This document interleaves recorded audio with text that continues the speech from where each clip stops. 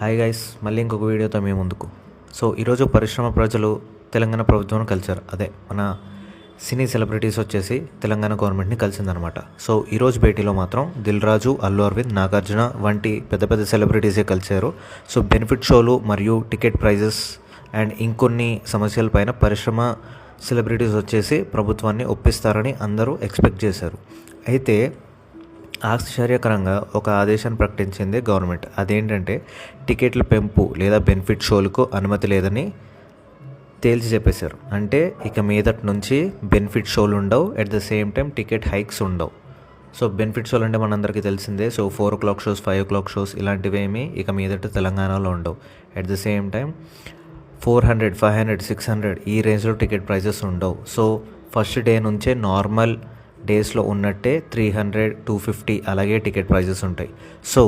వాటితో పాటు మరికొన్ని కండిషన్స్ను కూడా తెలంగాణ గవర్నమెంట్ టాలీవుడ్ ముందు పెట్టింది. అదేంటంటే యాంటీ డ్రగ్ క్యాంపెయిన్ చేయాలి ఖచ్చితంగా, అండ్ లేడీస్ సేఫ్టీ పైన ప్రమోషన్ ఉండాలి, ఎకో టూరిజం పైన ఉండాలి, and temple tourism and industrial పాలసీకి తగ్గట్టు మన టీఎఫ్ఐ కలిసిమెలిసి గవర్నమెంట్తో కలిసిమెలిసి కోఆపరేట్ చేస్తూ ఉండాలి అని గవర్నమెంట్ చెప్పిందనమాట.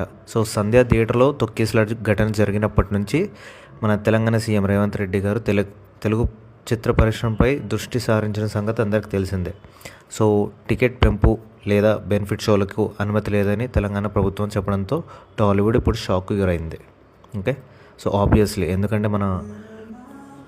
ఎందుకంటే ఇప్పుడు టికెట్ ప్రైజెస్ లేకపోతే మంచి కలెక్షన్స్ ఉండవు. ఇంత బడ్జెట్స్ పెట్టి సినిమాలు తీస్తుంటే కలెక్షన్స్ అనేది రాకపోతే ఇంకెవరు అంత సాహసం చేయలేరు బడ్జెట్స్ పెట్టాలి అని చెప్పి.